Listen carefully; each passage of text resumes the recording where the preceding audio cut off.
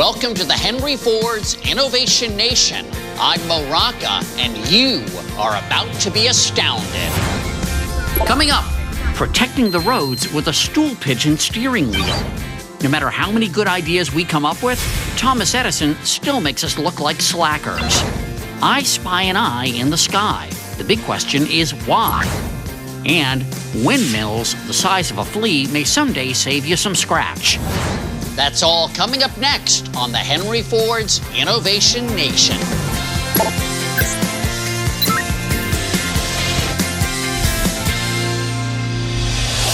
Where would we be without cars? And how could we send an LOL, BRB, or MLOS if we didn't have a cell phone?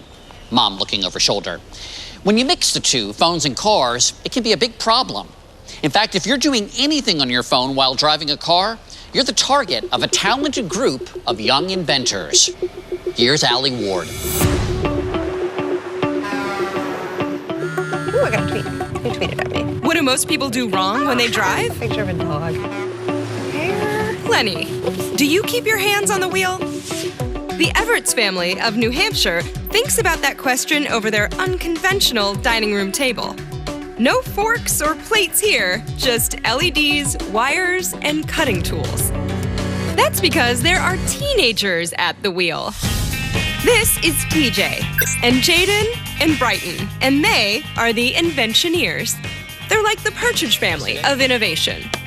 Homeschooled, the Everts teens have many interests. They love sports, can play music, and all of them showed an early interest in science. I had to visit this trio's home base for myself. Welcome to the workshop. This is where a lot of the magic happens here at Inventioneers. I need to take this in for a minute. Now, this is your dining room. Yes, this is my dining room.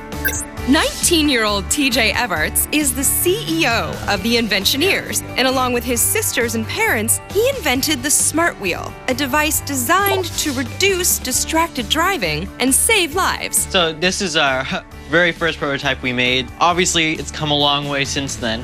SMART is actually an acronym. SMART stands for Safe Motorist Alert for Restricting. It was originally texting, but now it's tweeting, typing, touchscreens, takeout, and touch-up. Takeout being when I'm eating a burrito. When you're eating your burrito, that's exactly right.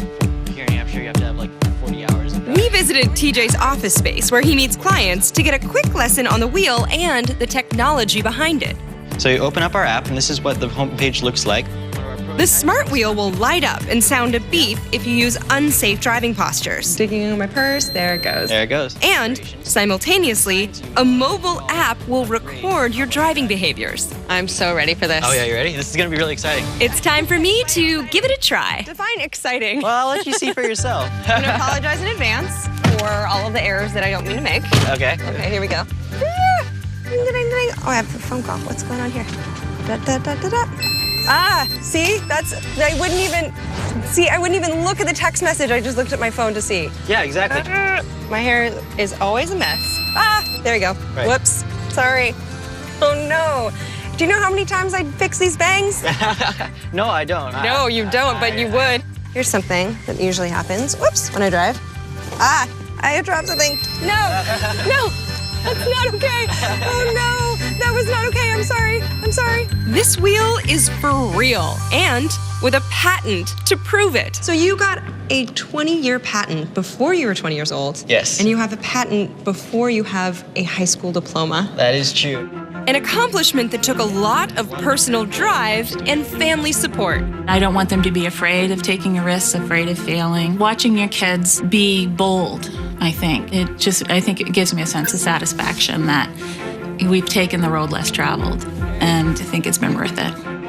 A road on which they have garnered some high-level attention, including the former Secretary of Transportation and even the President of the United States. With new technology trying to distract us more and more every day, these spunky teen inventors are making the roads a little bit safer for all of us. These are all things that I do unmonitored all the time. And old teens that you see driving by you on the road are doing exactly the same things. Only worse, because they have more friends than me.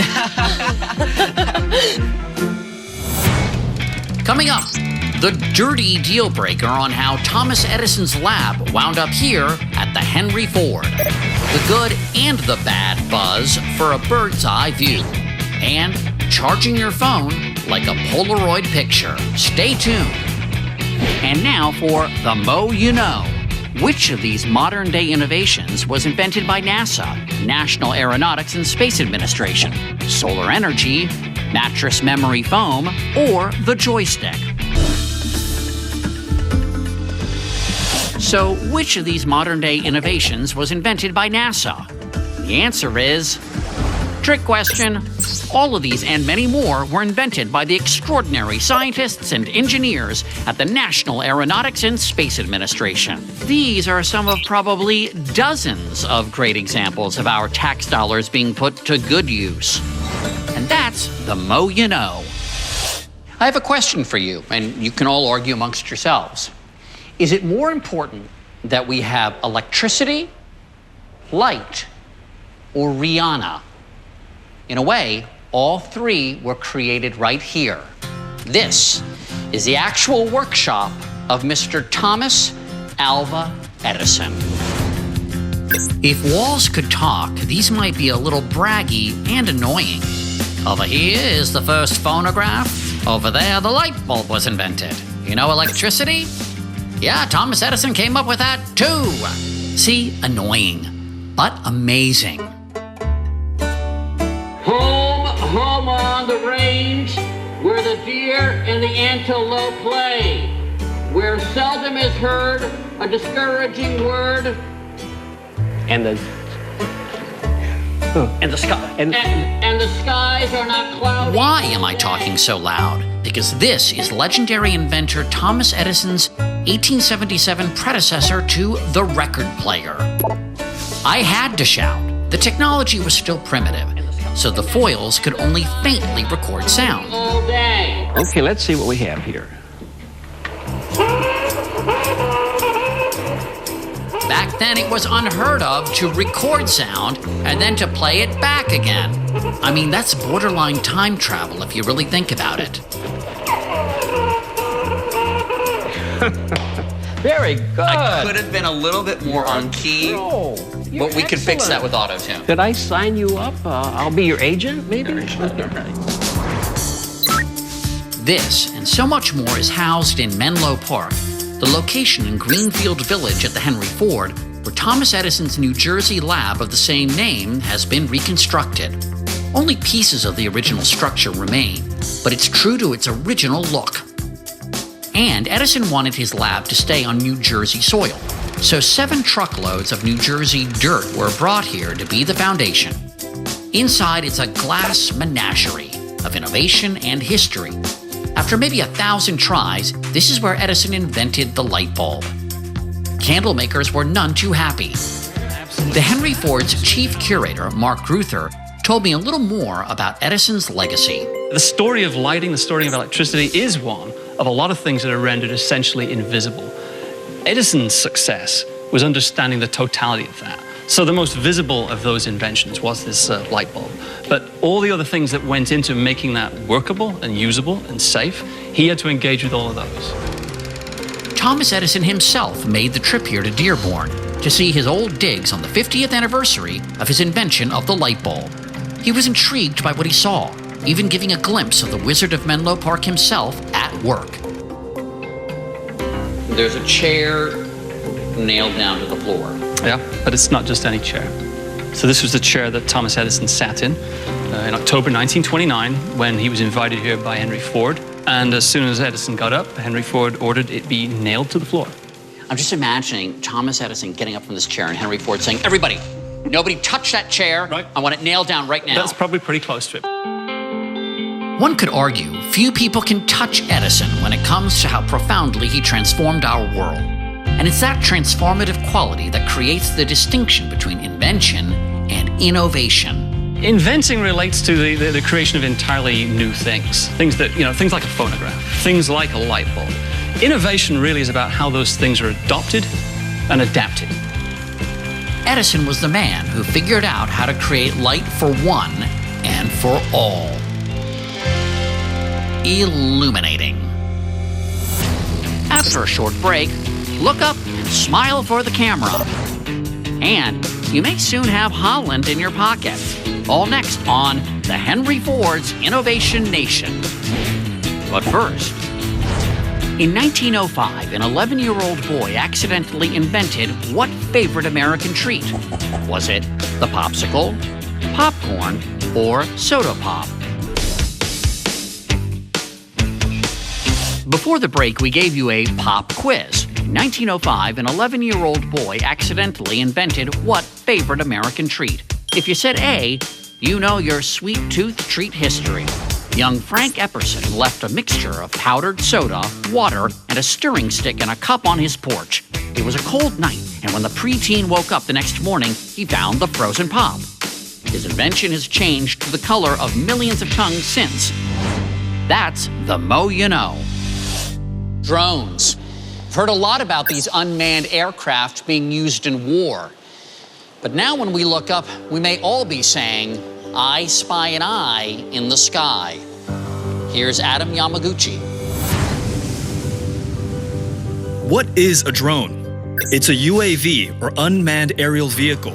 They look like toy model planes, futuristic helicopters, even birds. But they have one thing in common: a camera that can transmit video images from higher altitudes back to Earth, revolutionizing the way we see our world. Sparking controversy and concern that increasing drone use can lead to unwanted surveillance and invasion of privacy.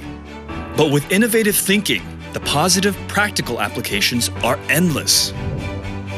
I traveled to Simi Valley, California, and met with Stephen Gitlin of AeroVironment, one of the leading developers in drone technology, to learn more about how drones are becoming part of our everyday lives. What we think is going to happen is that for specific cases, organizations are going to have these to perform their jobs more effectively and more safely. It looks like a hummingbird, it flies like a hummingbird, but guess what? It's a drone. This is called the Nano Hummingbird, and the point was to see what we could do to build something very small and use new technology, something that hadn't been done before. I was amazed by how small and lifelike this little hummingbird is. But even more incredible is what it might do in the future, such as searching for people trapped in small spaces after a natural disaster and saving lives. Looking at these drones up close is incredible, but I wanted to see them in action. I went with Steve and drone pilot Eric Thompson to AeroVironment's testing grounds. What are some of the more practical applications of a drone? Agriculture is an example. Being able to monitor the fence line, inspecting infrastructure like pipelines, electric transmission systems, bridges, roads, dams. All of those can be done very economically and quickly and safely with an unmanned aircraft system. And launching. Piloting a drone takes skill and training, a lot of hand-eye coordination, something drone pilots have been practicing since they were kids. I mean, it seems like it's just like a video game control, essentially. Did you play video games? I did play a lot of video games as I did, and it is an advantage. And did your mom yell at you? She did, and now she regrets it. I want to see what this drone is capable of, so we're going to play a little game of hide and seek. I'm going to run out into the field and see how long it takes for this thing to find me.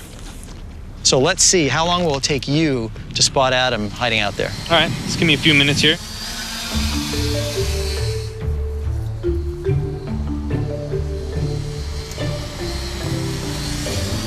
I have found him. There he is. There he is. Stop, zoom in on the target, confirm, and there he is. What is that, about 90 seconds? That's right. Mission accomplished. Drone technology is making its way into other industries as well, like the movies. I went to Malibu to meet up with the drone dudes, guys who design and build their own drones to get aerial shots for films, TV shows, and commercials that would have been impossible or outrageously expensive to capture in the past. Playing with and operating these drones is like a guy's dream. I mean, this must be a lot of fun for you. There's a whole new world of creativity that comes with this type of technology, and fly the most amazing shots you could dream of. So you're controlling the camera here. Oh, yeah. This image is, it's incredible. These amazing images clearly show how drones can be used in unlimited, creative ways. Drones are here to stay. From law enforcement to agriculture to creative filmmaking, the drone invasion has begun. And I gotta say, it's gonna be an exciting new age. I'm Adam Yamaguchi.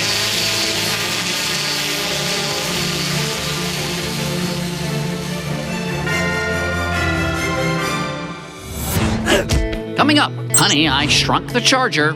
I feel like Abe Lincoln's dandruff. Proof that size can be overrated. That's next on Innovation Nation. Wind. It's been a source for power and hair care commercials since the beginning of time.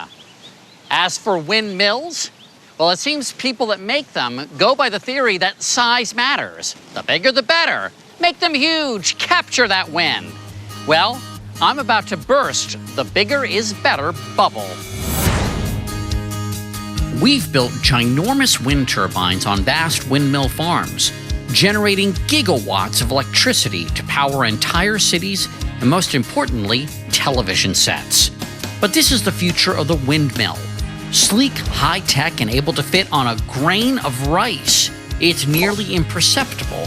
Someday, it will charge your smartphone.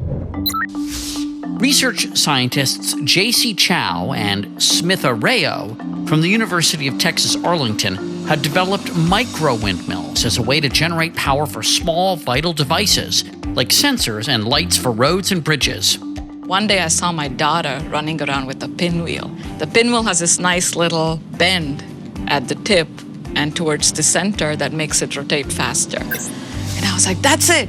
That's my idea. My daughter has given me my solution. The solution was using a series of steps on the windmill's blades to catch the wind and to build it out of a super strong nickel alloy. We brought out this huge leaf blower and kind of turned it away from it, and it was still moving. It's like, okay, let me aim it on it. And I got so excited, I forgot that the windmill was not really held in place. This tiny windmill in this big lab goes flying away. And I said, there goes my research. There goes my future. Miraculously, Smitha found the windmill.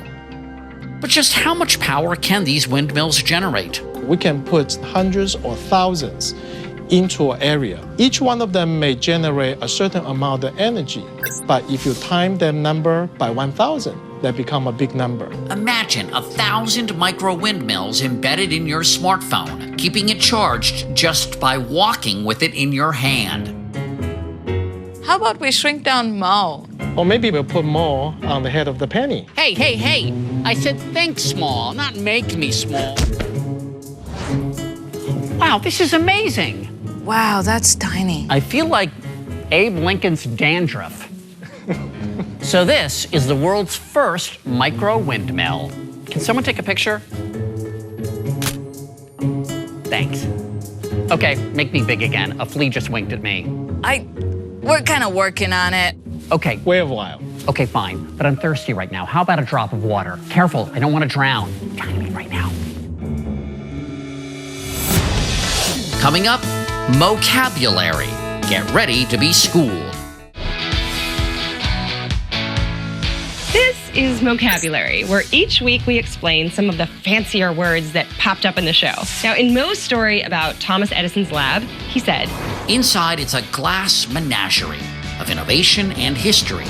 The word menagerie is a noun. It means a collection of wild or unusual animals, especially for exhibitions. But in calling it a glass menagerie, it implies that there are all sorts of different glass jars and containers. In Moe's report on micro windmills, he said, sleek, high-tech, and able to fit on a grain of rice. It's nearly imperceptible. Imperceptible is an adjective. It means not perceptible by a sense or by the mind. So in short, it means they were so small you could barely see them. Now, if the glass menagerie was imperceptible, well, then the glassmaker probably wasted his or her time. I mean, let's be honest. Go out, use these words, and dazzle your friends. That is your vocabulary lesson for the day. I'm Allie Ward. Hey, thanks for joining us today. Someday, you too can be a part of the Henry Ford's Innovation Nation. Just remember, dream big, don't quit. I'm Moe Rocca.